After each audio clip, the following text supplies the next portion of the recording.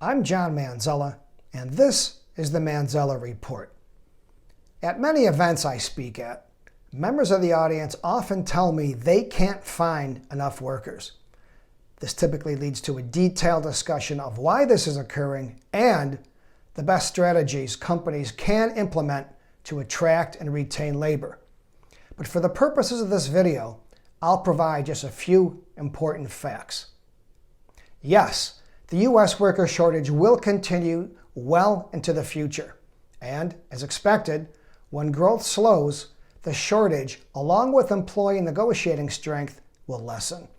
On the other hand, as economic output increases, the shortage, employee negotiating strength, and demand for higher wages will rise. Why is there a worker shortage in the first place? Simply put, demographic shifts, an aging population, and labor participation levels continue to fall. Let me explain. Over the last few decades, the U.S. fertility rate has been falling and is now below the replacement level of 2.1 births per woman.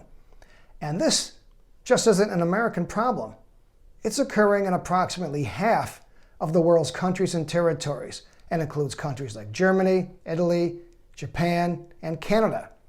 And labor participation levels, which includes the number of workers that have a job or are looking for one, are at a low point, and, for a variety of reasons, will continue to drop. As a result, a shortage of 2.1 million manufacturing workers and 160,000 truck drivers are predicted by 2030.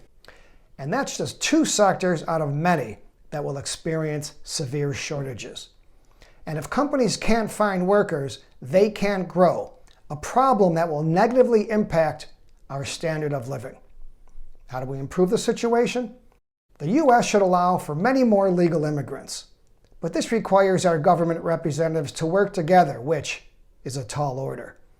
But because the U.S. still attracts the world's best and brightest, from 2021 through 2031, the American workforce is projected to grow by 7.7 million.